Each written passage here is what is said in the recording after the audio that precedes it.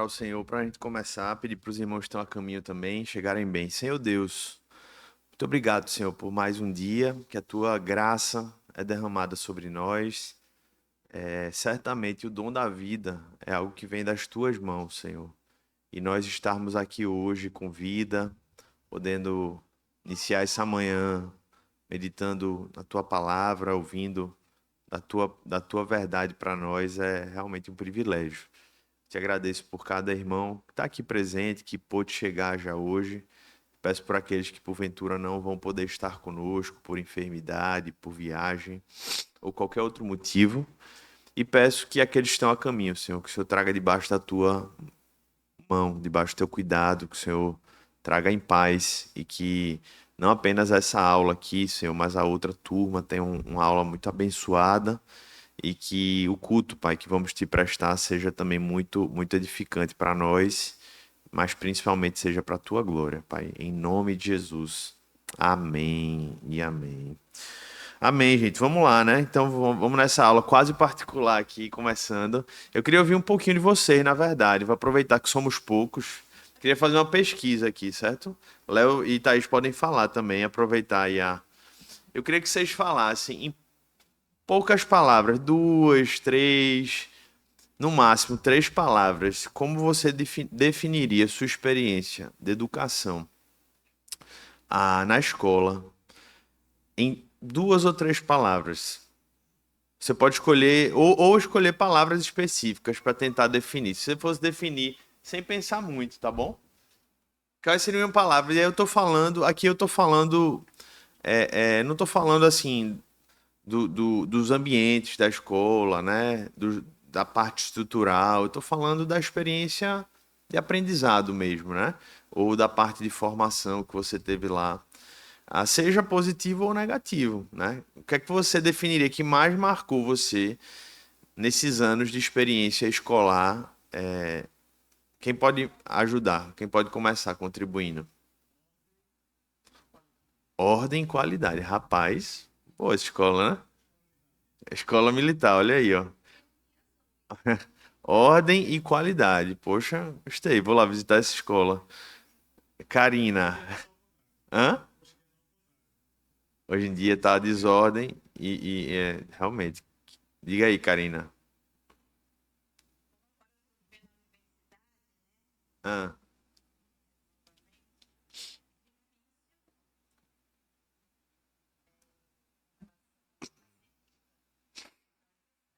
Certo. E na época de escola, o que é que lhe marcou? Precisa pensar muito, não. Pode dizer em primeira mão, assim. É a primeira impressão. Diga aí, Thaís. Competição e relacionamento. Léo.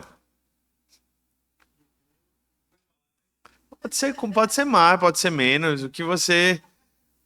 Só não dá pra pregar, mas.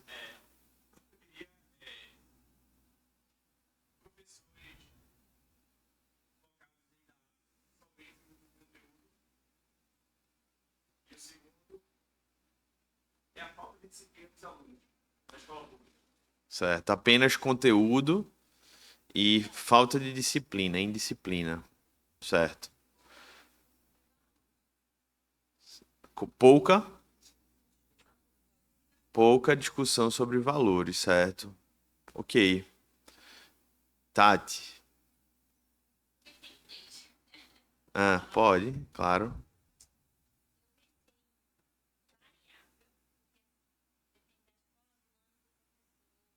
Instável, então.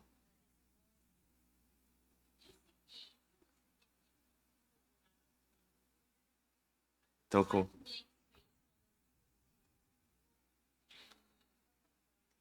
variável, incipiente, o que mais?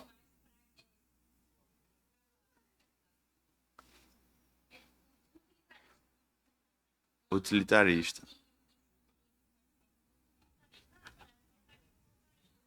Sim, utilitarista. Ok. Quem chegou agora aí, quer falar?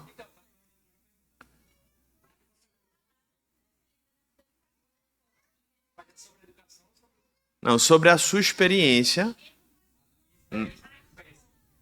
Péssima.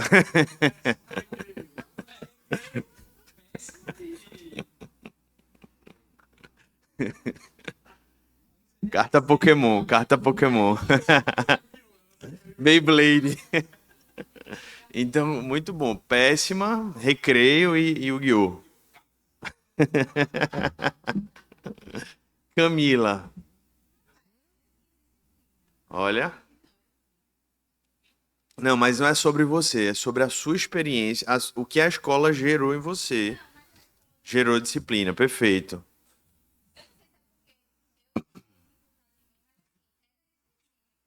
Certo. Não, mas é isso mesmo. É a primeira coisa que vem à sua mente. Disciplina,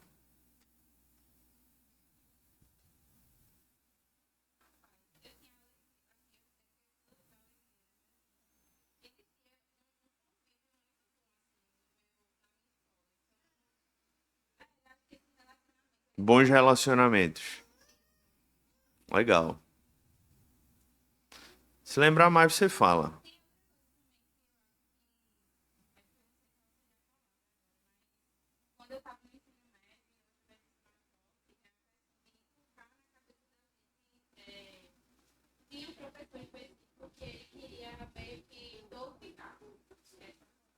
Doutrinação.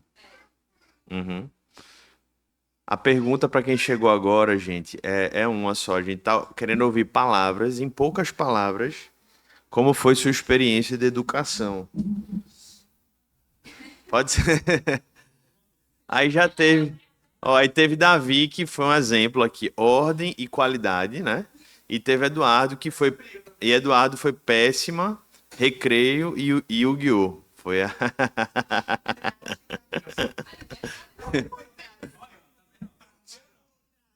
A de Betânia foi trágica, que mais?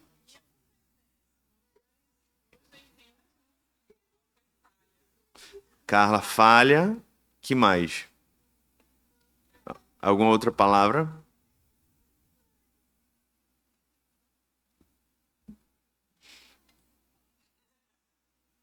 Precisa pensar muito, não. O que vier na sua mente, assim, que marcou você, que você sem nem pensar consegue. Relacionamentos.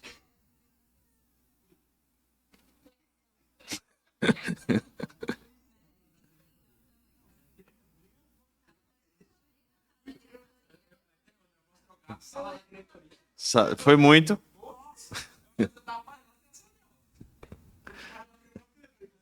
Je- Jesus teve muita misericórdia, viu?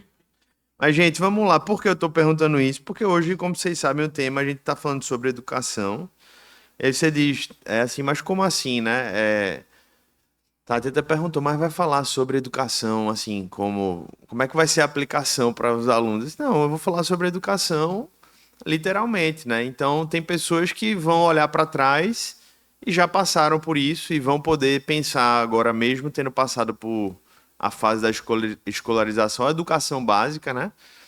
Ou tendo passado já para uma educação universitária, a verdade é que a gente nunca parou ou nunca deveria ter parado de se educar, né? A educação é um processo contínuo. E isso que a gente está fazendo aqui aos domingos, né? Vir para uma aula em escola bíblica é uma aula onde a gente está sendo educado. Cada livro que a gente lê é um processo de educação, faz parte do nosso processo de formação. Então, eu queria que vocês pudessem primeiro entender que a nossa educação ela nunca para. Isso não é um jargão, né? Que o processo de aprendizado ele não para. Isso é uma verdade. Se você, por algum motivo, parou de intencionalmente aprender e se submeter a um processo educativo, isso é muito ruim. Isso é muito negativo para a sua vida, porque, primeiro que você está perdendo a oportunidade de conhecer muitas coisas, né? De se aprofundar em muitas áreas, não apenas na sua área profissional, mas na palavra de Deus, na vida, nos conhecimentos. E segundo, porque na verdade ninguém nunca está sem aprender, né? Você pode estar aprendendo muita coisa ruim, porque quando você está assistindo o YouTube, a televisão ou lendo qualquer coisa, você está aprendendo com aquilo, ainda que de maneira inconsciente. Então a verdade é que ninguém nunca deixa de aprender. Você está perdendo alguns aprendizados, porque a memória ela vai fazendo limpezas no seu cérebro. E segundo, porque você está aprendendo coisas novas, ainda que de maneira indireta. A pergunta é o que é que você está aprendendo e principalmente como você está aprendendo também. Porque o como a gente aprende importa. Então, o que a gente vai falar hoje, gente, aqui, né, é sobre o tema Educando Corandeu. O tema do curso vocês têm visto, né? A gente tem falado de várias temáticas, das mais diversas, que nos proporcionam uma vida com Deus, que nos permitem viver toda a nossa vida na presença de Deus. Então a gente falou aqui sobre vários temas, né? Quem está vendo o curso, seja aqui ou na internet, quando a gente posta, sabe que os temas são muito variados, né? Então a gente falou sobre trabalho, a gente falou sobre dinheiro, a gente falou sobre cultura, a gente falou sobre oração, a gente falou sobre culto doméstico. Então, assim, são vários temas, e realmente são temas variados, mas que são temas que perpassam a nossa vida diária e que são necessários para que a gente viva na presença de Deus. Então, a educação, ela também, ela pode ser uma educação na presença de Deus, para a glória de Deus, ou ser uma educação dissociada de Deus, ser uma educação que nos forma para sermos alheios a Deus, contrários a Deus, distantes de Deus. Então, tudo na vida pode servir para a glória de Deus e para a gente se aproximar de Deus, ou o contrário. E na educação é a mesma coisa. Ou seja, em outras palavras, não existe educação neutra, né? Assim como não existe nada neutro na vida. Tudo ou vai nos levar para Cristo, para a palavra, para uma vida na presença de Deus, ou o inverso, né? Essa é uma chave que esse curso precisa virar na nossa mente, né? Ou a gente usa o dinheiro para a glória de Deus, ou a gente usa o dinheiro para o nosso próprio bem apenas, e nesse sentido o dinheiro se torna um ídolo, né? Enfim, então esse curso ele visa fazer a gente lembrar disso. Então, eu não vou gastar mais tempo falando do curso, vamos falar da aula, né? Que é o tema da gente, a gente está falando sobre educação. E para iniciar esse ponto aqui, eu queria já deixar claro que quando a gente fala sobre educação clássica, é porque a gente acredita que essa educação, ela é uma educação que favorece uma formação na presença de Deus, pelos pressupostos e pelos fundamentos que ela carrega, né? E para isso, eu vou começar trazendo para vocês aqui algumas ideias, né? Que refletem um pouco da realidade atual da educação e que mostram não como ela apenas afasta a gente de Deus, mas como afasta a gente do verdadeiro aprendizado. E aí tem um artigo que muitos de vocês, ou alguns já ouviram falar, que foi escrito por uma britânica, que foi amiga de C.S. Lewis, que foi Dorothy Sayers. Alguém já ouviu falar nessa senhora? Quem já ouviu falar, levanta a mão. Dorothy Sayers. Dorothy Sayers, ela foi uma amiga de Lewis, ela foi professora também universitária, e ela, em um dado momento, apesar de ser dedicada à área dos estudos da linguagem, ela foi professora de literatura e etc., ela começou a se debruçar especificamente na área da educação, né, no sentido do próprio processo educativo. E quando ela começou a estudar sobre isso, ela percebeu, né, vários problemas na educação à época, que já era moderna, isso década de 50, 60, lá no Reino Unido. E ela, a partir disso, escreveu um texto que se chama As Ferramentas Perdidas da Aprendizagem. Algumas pessoas já leram, já conhecem esse texto, mas tem algumas que não conhecem, né? Então eu queria citar alguns trechos desse livro, ou melhor, desse artigo, onde ela diz o seguinte: primeiro trecho que eu quero compartilhar com vocês. É uma pergunta para a gente também aqui, né? Você já acompanhou uma discussão no jornal ou em qualquer outro lugar e notou quão frequente os escritores falham em definir os termos que usam? Ou o quão frequente, se alguém definir mesmo os seus termos, um outro assumirá na sua resposta que ele estava usando os termos no sentido exatamente oposto àquele no qual ele já os havia definido? Então ela traz aqui um problema de comunicação e de interpretação. E eu não sei se vocês já perceberam isso, mas a gente vive numa sociedade onde as pessoas não sabem mais ler nem interpretar textos. Se você trabalha, ou você já geriu pessoas, ou você convive com pessoas no trabalho, você já deve ter lidado com um pouco, talvez você mesmo enfrentar essa dificuldade na sua formação, ou você detectar isso em outras pessoas. Gente, as pessoas hoje não sabem mais ler, não sabem interpretar um texto, né? Como é? Inclusive o que está ensinando, verdade. Inclusive, às vezes, o próprio professor, que deveria saber e ele não sabe, né? E aí eu poderia dar vários exemplos isso aqui, né? Na hora de contratação de pessoas, a gente percebe isso, numa entrevista, num texto que a gente lê. Às vezes são coisas básicas, que aí não é só uma questão de interpretação também, mas às vezes é o quanto o mundo está acelerado, né? Todo o comunicado que a gente manda aqui na escola, comunicado muitas vezes extremamente claro, e as pessoas elas voltam e perguntam, e dizem assim, mas você não leu o que está escrito, né? E às vezes é um problema de interpretação, e às vezes é um problema ligado ao mundo acelerado que a pessoa não parou para realmente dedicar tempo àquilo. Aí a autora continua, diz assim: você percebe que jovens, ao deixarem a escola, não somente se esquecem muito do que aprenderam, mas também se esquecem ou traem-se por nunca haverem, na verdade, aprendido como lidar sozinhos com um assunto novo. É o drama que talvez muitas pessoas enfrentam, né? Assim, eu não me lembro de nada que eu aprendi na escola, né? Só ficaram as 4 operações e olhe lá. Ler, escrever e olhe lá, né? Então, veja, isso que ela traz é um problema que muitos de nós compartilhamos aqui. Dizer, poxa, eu passei 16 anos na escola, né? 15 anos na escola, e eu não consigo ter tanta clareza naquilo que verdadeiramente ficou em vários sentidos, né? Em vários aspectos. E ela continua dizendo: isso é tudo nesse artigo dela, tá, gente? As ferramentas perdidas da aprendizagem ou do aprendizado. Você pode ler depois, ele é bem maior. Estou só trazendo alguns trechos aqui.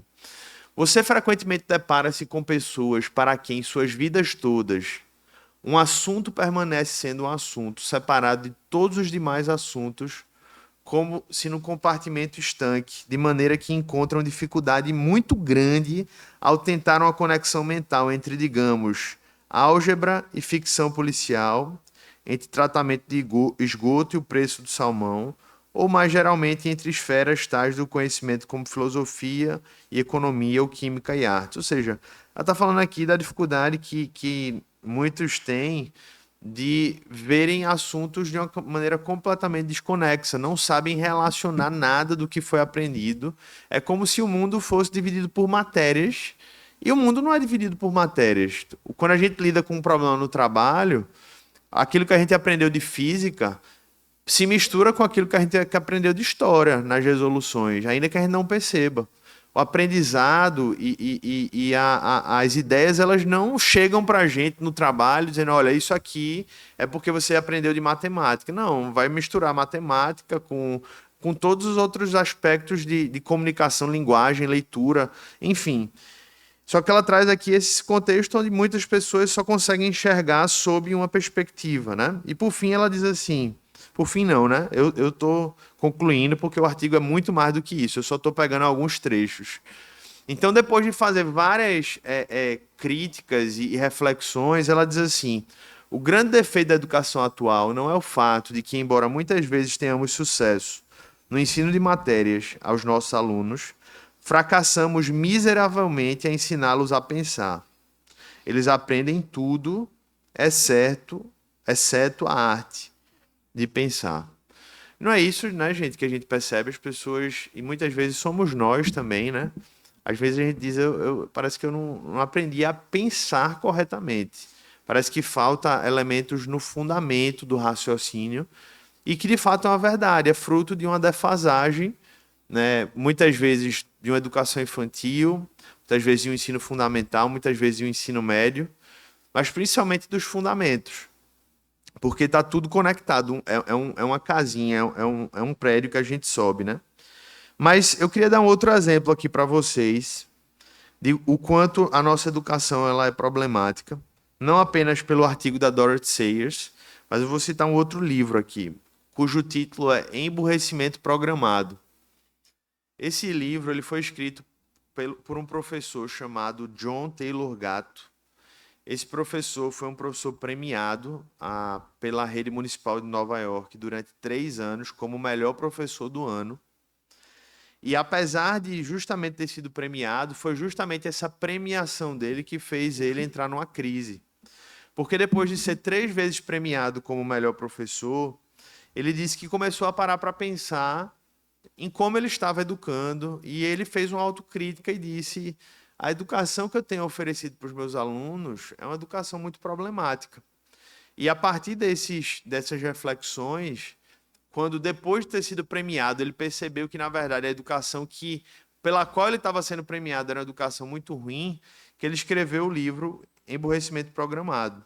E nesse livro, ele traz, eu vou citar aqui 3 principais pontos que ele descreve na educação, que eu acho que tem muito a ver com algumas coisas que vocês compartilharam aqui no início, sobre algumas dificuldades que marcam o modelo de educação atual, né? O modelo de educação moderna.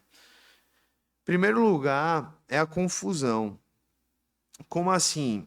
Tudo é muito confuso, né? Desde o currículo, né? Pessoas entram numa escola ou entram no ano, né, de aprendizado ali, numa turma, e elas nem sabem o porquê elas estão ali. Elas não sabem aonde elas devem chegar.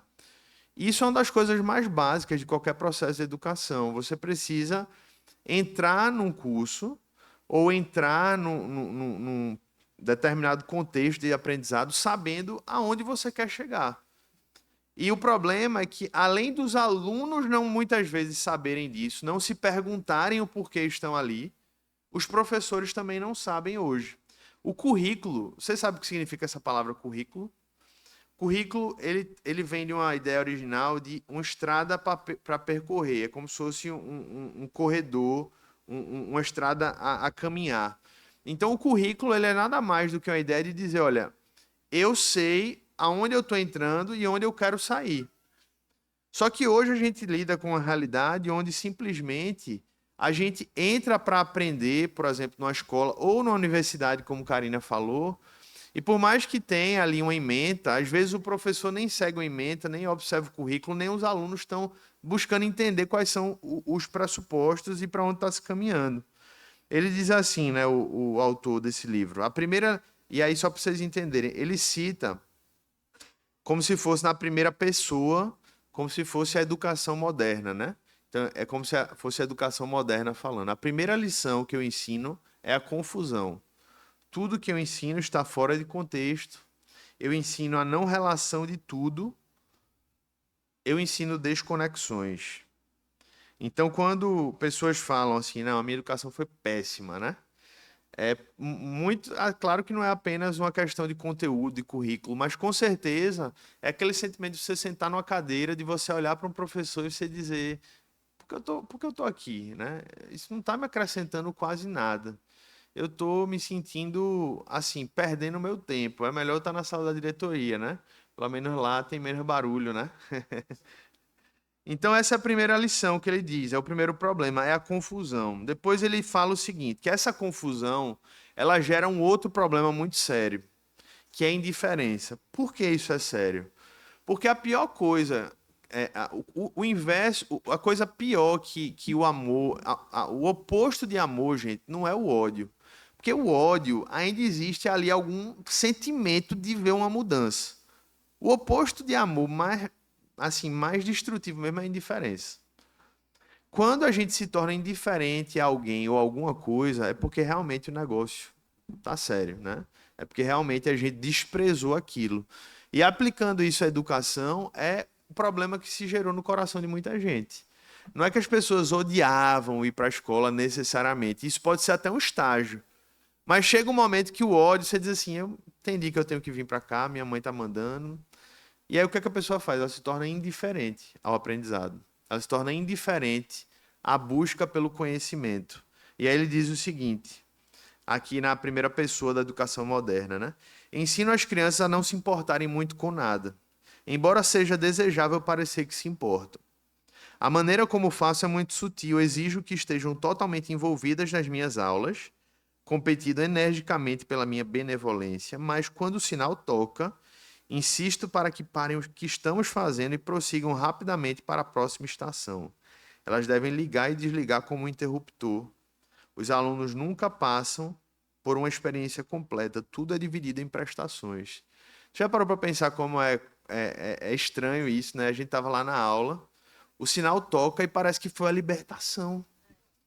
Isso é muito. A gente acha normal isso, mas isso é muito estranho, gente. Porque se o ensino fosse algo prazeroso, imagine que você está comendo um prato de comida muito gostoso e o sinal tocasse. O que é que você ia fazer? Não, eu vou terminar a comida. Deu a hora de terminar, mas eu vou terminar. Porque foi bom, porque não necessariamente foi fácil, mas foi bom. Eu estou aprendendo algo, eu estou realmente descobrindo coisas novas, né? Então ele mostra que essa indiferença é real com esse exemplo. O sinal toca, a gente sai correndo e que bom, acabou a aula, né? Então veja como isso é sério, né? Como isso é problemático, como isso foi uma realidade para nós. E por fim, uma última característica que ele traz é que também se gera uma dependência, né? Esse tipo de educação. Por quê? Ele fala: bons alunos esperam o professor dizerem o que devem fazer. Devemos esperar outras pessoas mais instruídas que nós nos dar sentido às nossas vidas. O especialista faz todas as escolhas importantes. Somente eu, professor, posso determinar o que meus alunos devem estudar. Ele fala isso sob a ótica da educação moderna, né? Ele diz assim, olha, tudo que eu vou aprender precisa necessariamente ter vindo de alguém. Ele está dizendo, isso está errado, gente. Professores são necessários e fundamentais para dar uma aula, para formar um currículo, para tirar dúvidas, isso é indiscutível. Mas se eu dependo de tudo que eu vou aprender vir do meu professor, isso está errado. Isso gera uma dependência no processo de ensino-aprendizagem doentio. É uma dependência doentia. E é isso que ele fala, que era uma marca do que ele estava vivendo como professor. Tudo isso que ele fala aí, né? Confusão, indiferença e dependência eram coisas que ele percebia que ele estava gerando nos seus alunos. E aí ele continua dizendo assim: construímos um estilo de vida que depende que as pessoas continuem fazendo o que lhes mandam fazer por não saberem como dizer a si mesmas o que deve ser feito. E essa é uma das maiores lições que eu ensino. Então, em resumo, ele fala mais, tá, gente? Eu não vou conseguir ter tempo. Se você tiver interesse, lê o livro. Eu fiz um resuminho aqui de pontos centrais que eu vejo que ele traz ali como um problema da educação. E aí tem uma imagem aqui, ó, que a gente olha para essa situação e a gente diz assim, né? E agora, Senhor? Quem poderá nos defender, né? Tati diz que não tem mais graça nenhuma essa imagem, que eu já usei várias vezes, mas eu sempre uso, porque ela é muito. porque ela sempre ajuda a gente a perceber. Quando a gente lida com crises, né? A gente vai recorrer sempre a alguém, né? E a pergunta é: a gente vai recorrer ao que diante de um contexto como esse, onde a gente se vê diante de educação tão fragilizada, né? E é aqui que a gente chega na educação clássica. Essa imagem aí é uma imagem que é usada para se referir. Vocês não conseguem ler as letrinhas ali em cima? Alguém consegue? O que é que está aí? Aritmética, astronomia, retórica e gramática. Então, para quem não sabe o que isso são as 7 artes liberais, né? As 7 artes liberais são e foram, né, o currículo da educação durante séculos. Como assim? É como se essas 7 artes, vamos dizer assim, essas 7 matérias, como a gente chama hoje, fossem componentes curriculares indispensáveis para um verdadeiro aprendizado. E esse currículo ele seria dividido em 2 grandes áreas, né? São as artes da linguagem, que é a gramática, a lógica e a retórica. Todo aprendiz ele tinha que se sujeitar a essas 3 áreas: a gramática, a lógica e a retórica. É interessante, e talvez isso vale a pena ser dito, porque você escuta isso, está dizendo, poxa, eu vim para a escola bíblica para ouvir sobre educação. E o que é interessante? Que quando a gente pega os livros de, por exemplo, Agostinho ou Tomás de Aquino, eles escreveram grandes obras teológicas. Mas, ao mesmo tempo, esses homens que foram teólogos, foram pastores, escreveram sobre gramática, sobre lógica e sobre retórica. Por quê? Porque eles entendiam que não se dissocia vida cristã, educação e teologia. Está tudo conectado. Eu vou ser um teólogo muito melhor e eu vou ser um leitor da Bíblia muito melhor se eu dominar a gramática, se eu dominar a lógica, se eu dominar a retórica. Eu vou ser uma pessoa muito mais bem desenvolvida se as artes da linguagem elas estiverem sendo dominadas por mim. Então, basicamente, a gramática é o fundamento básico para você dominar qualquer língua, né? Você precisa dominar a gramática. Se você não sabe ler um texto, se você não sabe se comunicar bem, se você não sabe escrever, você vai enfrentar problemas na sua vida em todas as áreas. Na sua família, no seu trabalho, na sua convivência social. Por quê? Porque isso é básico para a existência humana. É como se fosse o beabá da saúde, da vida, é o beabá da comunicação, da linguagem.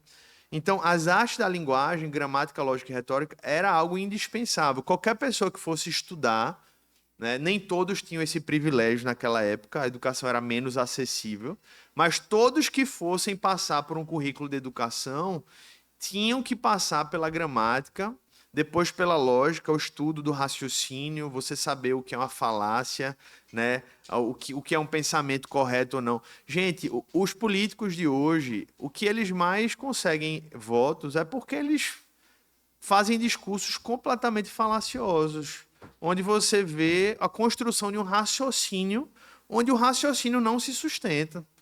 E as pessoas, se tivessem a capacidade mínima de raciocínio, de lógica, olhariam e diziam, ó, não tem como, essa pessoa não sabe nem se comunicar, entende? E a retórica é a capacidade de você fazer essa comunicação daquilo que você construiu na base da gramática, na base do seu raciocínio, e você transmitir isso por meio de um texto, por meio de um discurso. Então, a gramática, lógica e retórica eram essas artes da linguagem fundamentais para a formação de um ser humano no campo da linguagem. E esses outros 4 pontos que eram trivium, são as artes da linguagem. Então, eu não falei esse termo, que é um termo difícil para quem não conhece, que são as artes da linguagem, gramática, lógica e retórica. Então, trivium porque são 3 vias que se conectam, né? E quadrivium, que é justamente a música, astronomia, geometria e aritmética. Aí você diz, o que é isso, pelo amor de Deus? Basicamente, são as artes dos números. Então, todos esses 4 componentes aqui, eles expressam o número em alguma dimensão. Por exemplo, a aritmética é o número bruto, é a matemática mais básica. É literalmente 1 mais 1, são os números somados, multiplicados, divididos. É a matemática bruta, é o número na essência, a aritmética. A geometria é o número no espaço. É quando a gente olha um triângulo. O triângulo não é um triângulo, o triângulo é um número no espaço. Geometria é você enxergar o número, é enxergar a matemática. A astronomia é o número no tempo. Os astros, gente, que Deus criou, os planetas, é matemática pura aquilo ali. Se o Sol tivesse um pouco mais perto da Terra, um pouco mais longe da Terra, não existiria vida na Terra. Então, quando você vai estudar astronomia, você vai estudar os seres, os astros, você vê que é matemática pura e é muito belo você perceber que o universo ele existe em pura harmonia e ele coexiste, existe por milênios. E a música, é que é muito bonito isso, né? A música são os números no tempo e no espaço. Música é matemática pura, gente. E ela é bela porque ela pega a matemática no tempo e no espaço e isso é traduzido como arte, de uma maneira bela. Então, quem queria estudar as artes dos números tinham que passar por esses 4 caminhos, né? Da gramática não, da aritmética, da geometria, da música e da astronomia. E aí, por que eu estou falando isso? Porque a proposta que a gente está querendo trazer aqui é que essas 2 ênfases, trivium e quadrivium, que formavam as 7 artes liberais, era justamente o que, durante séculos, a igreja, inclusive, porque esse currículo foi consolidado pela igreja, né, ao longo da história, entendia que eram dedicações que o povo precisava passar para ter uma educação verdadeiramente libertadora, uma educação que você teria fundamentos para passar pelas mais diversas áreas da vida com liberdade. Então, aí a gente chega na educação clássica aqui, que é justamente a tradução hoje do que a gente chama do estudo das 7 artes liberais. E aí eu queria trazer um conceito aqui da educação clássica para tentar encurtar o nosso tempo, que é muito curto, né, nessa aula, então não tenho tempo de desenvolver muita coisa, mas um conceito bem objetivo da educação clássica, para quem nunca ouviu sobre isso, é uma educação com base nas raízes da civilização ocidental, desenvolvida pela Igreja, alicerçada na piedade, governada pela teologia, que emprega o currículo histórico e a pedagogia das 7 artes liberais, foi o que eu acabei de falar, com o fim de cultivar pessoas caracterizadas pela sabedoria, pela virtude e pela eloquência para a glória de Deus. E justamente essa educação, ela é uma resposta para a educação que a gente começou falando. Quais foram as características da educação que a gente começou falando? Quem lembra? Confusão, indiferença e dependência. Nota 8,5, viu, para você. Ao invés de confusão, essa educação ela promove coesão. Como assim? Um dos livros sobre educação clássica diz assim, ó, uma citação. Um dos principais problemas dos modelos educacionais modernos é que eles colocam o aluno no centro da experiência da aprendizagem e o apresentam a matemática, as ciências e as artes plásticas e a história em bolhas distintas, como se seus raciocínios acerca de todos esses assuntos não tivessem relação uns com os outros. E é óbvio que isso gera confusão, porque você não sabe como uma coisa se conecta com a outra, é tudo muito confuso. Aí ela continua, em vez disso, a educação clássica cristã coloca Deus no centro e ensina os alunos a enxergar todo o conhecimento como proveniente e governado por ele, sendo, portanto, interrelacionado. Os estudantes devem ser capazes de relacionar seu conhecimento de arte clássica aos eventos atuais discutidos ontem e depois também aplicá-los à evidência de design do universo.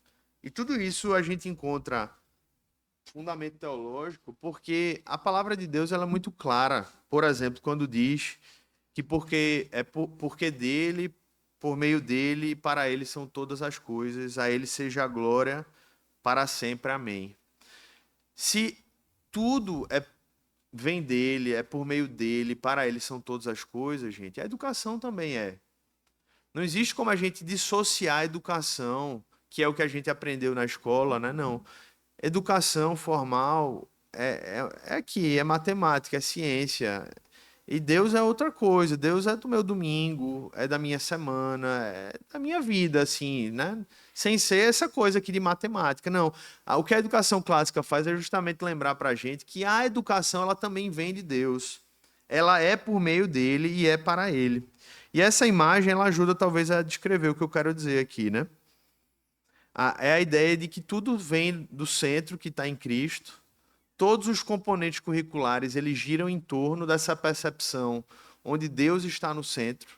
E se você vai estudar não apenas educação, mas história, filosofia, qualquer outro assunto, você vê claramente que as grandes mudanças no mundo ocorreram quando Deus começou a ser tirado do processo, seja nas ciências, seja na filosofia, seja na história. Quando Deus começa a ser tirado do centro, aí outro Deus precisa assumir aquele processo. A história antes era governada e regida pela linha do tempo, onde Deus guiava a história. Quando Deus é tirado do centro, precisa vir um novo redentor. E aí entra na história marxista uma linha do tempo onde existe um redentor no final da história. E esse redentor é guiado, né, pela essa concepção materialista entre trabalho e proletário e os detentores do meio de produção. Então, Deus sai desse centro da história. Então, onde é que eu quero chegar, gente? Para a gente ser mais objetivo.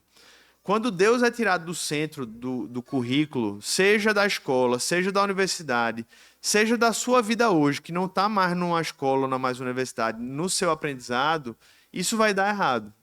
Isso vai dar um problema no processo de aprendizado. E isso vai gerar confusão.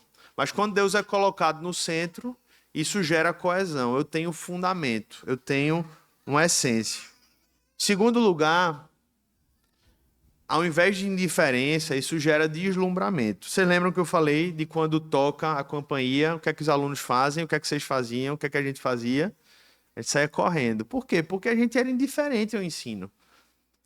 Quando tocava a campainha, a gente saía gritando e correndo e agradecendo porque acabou a aula. O professor podia estar no meio da explicação, ele mesmo parava porque ele tinha que respeitar o fato do alarme ter tocado, né? Mas se você está num processo de aprendizado, que você está se deslumbrando com aquilo, que você diz, poxa, eu nunca aprendi isso na minha vida. Que coisa interessante, eu não sabia que o universo é tão perfeito assim, que se uma coisinha fosse diferente, ele não existiria.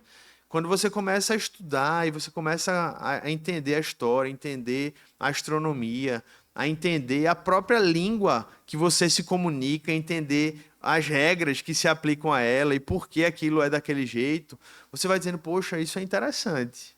Eu estou gostando disso. E aí, o sinal, quando toca, você diz, espera aí, vamos terminar, né, de entender isso. Mas isso não acontece na educação moderna, por quê? Porque a gente é indiferente.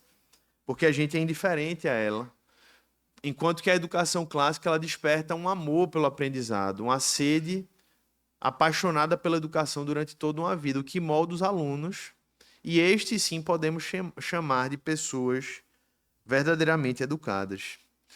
E ao invés de dependência, a educação clássica ela tem uma proposta de gerar uma capacidade de autoaprendizado. De maneira automática, não. É um processo. Quanto mais nova uma criança é, mais ela depende de um professor. Ela mais depende de um tutor, né? A educação antiga chamava professores de tutores, porque muitas vezes não era sala de aula, era um para um. Então, o que é que um tutor fazia? O tutor pegava literalmente aquela pessoa pela mão nos primeiros anos, até ela aprender a ler e a escrever.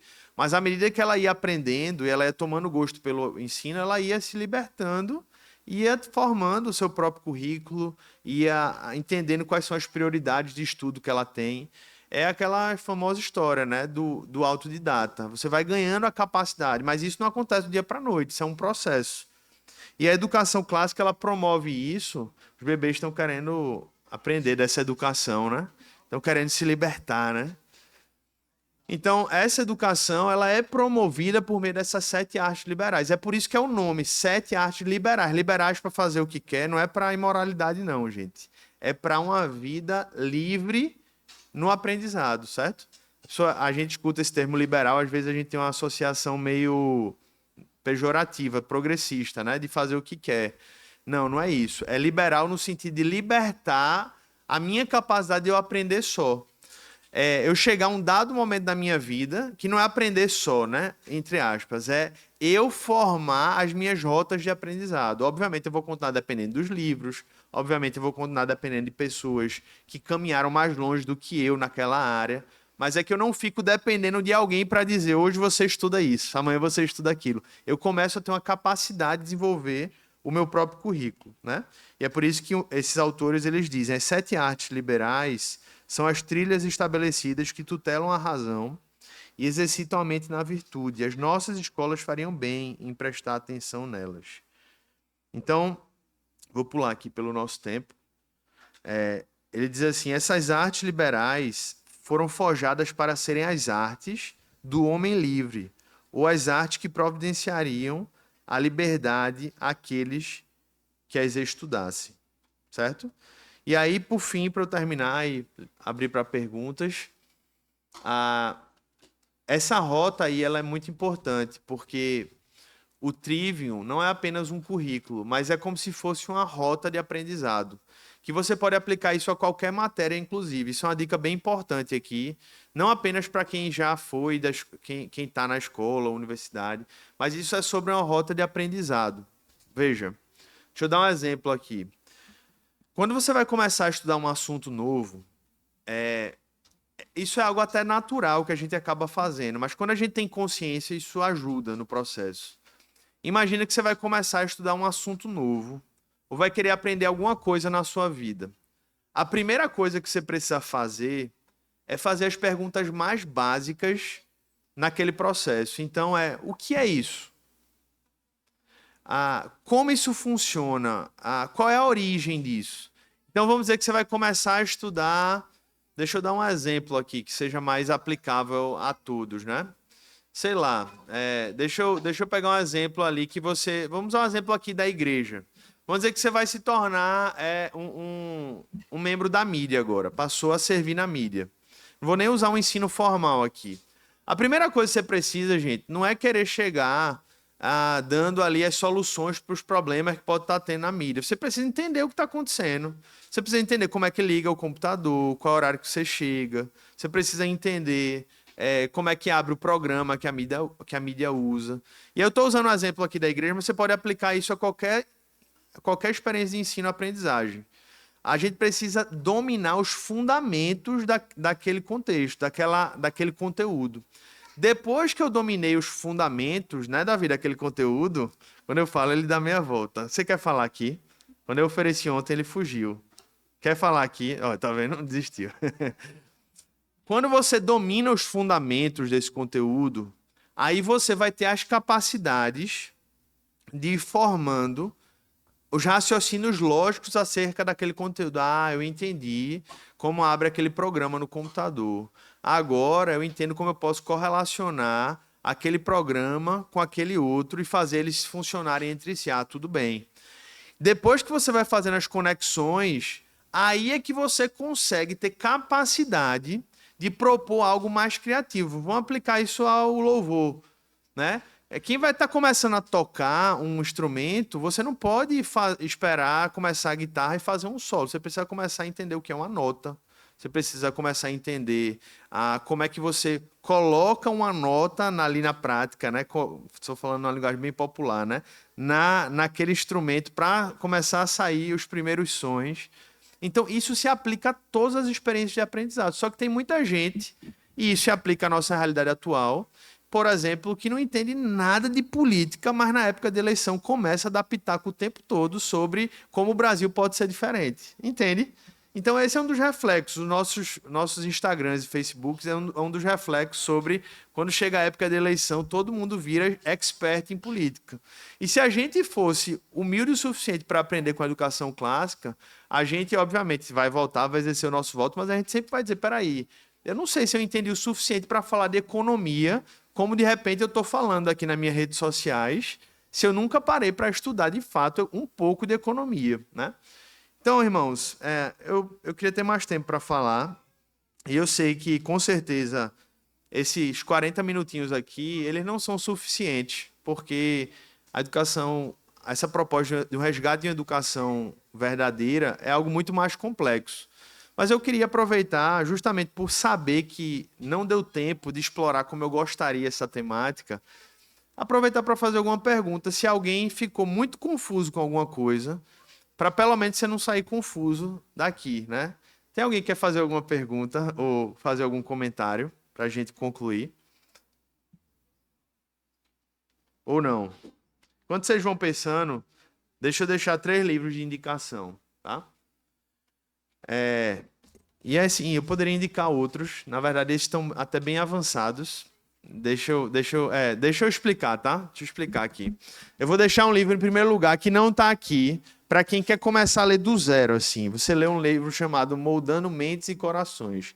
É um livrinho bem fininho, que vai falar até bem mais claro do que eu nessa aula, porque ela parou para falar assim, para quem está querendo começar a estudar sobre educação clássica. E em 40 minutos eu não consegui fechar tudo que eu queria. Mas se você quiser começar, você lê Moldando Mentes e Corações. Se você entrar na Amazon agora, ele deve estar no máximo R$ 20 e deve chegar amanhã. E eu não estou ganhando nada por indicar isso, tá bom? Moldando Mentes e Corações. Na Amazon ele tem lá bem baratinho. Para quem já estuda educação clássica, eu sei que tem pais aqui que já aplicam, já utilizam, e talvez muitos já conheçam esses livros, mas eu vou indicar de toda maneira. Para quem quer, eu quero educar meu filho em casa, ou eu quero complementar a educação do meu filho, ó, esse livro, A Mente Bem Treinada, ele é quase um currículo para a educação clássica. Ele é maior que a Bíblia, tá? Mas ele é um currículo, não é para você ler de capa a capa, é para você montar currículos de educação para o seu filho, ou complementar currículos de educação para o seu filho, tá? E ele é caro, tá? O outro é bem baratinho, esse é caro. Esse essencial, ele também ajuda a trazer ferramentas práticas E quando eu digo para o filho, gente, é porque tem muita criança aqui, mas isso serve para você. Se você diz assim, eu tive uma educação péssima, eu quero meio que remodelar algumas coisas na sua vida, serve para você também. Pega as matérias que ele traz e você diz, olha, eu tive uma péssima educação em matemática. Pega esses livros e volta a estudar. Nunca é tarde, não. Amém? Até Jesus voltar, dá para a gente corrigir algumas coisas que a gente teve.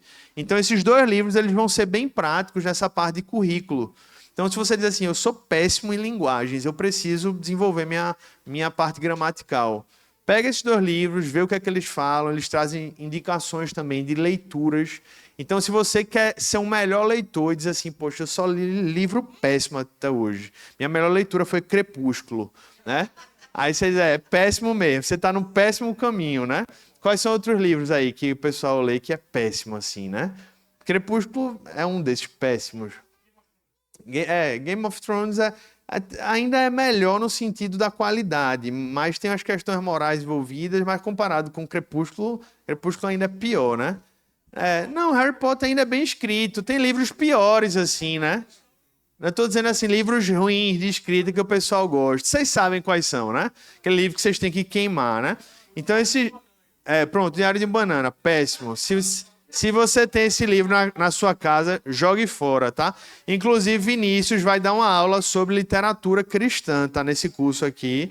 Então, fica a indicação para você vir para essa aula, porque é um complemento dessa aula, tá? E por fim, gente, ó, esse livro você precisa ler, A Tradição das Artes Liberais. É para tá falhando aqui, é para quem já leu algumas coisas de educação clássica e quer se aprofundar esse livro, A Tradição das Artes Liberais.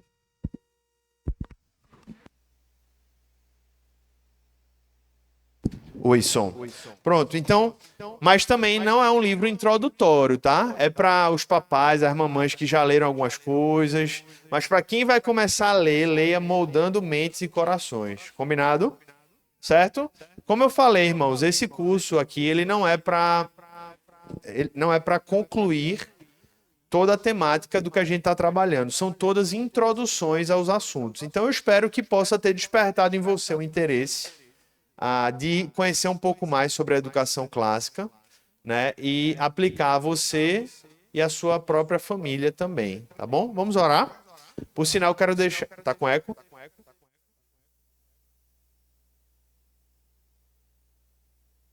Oi, som.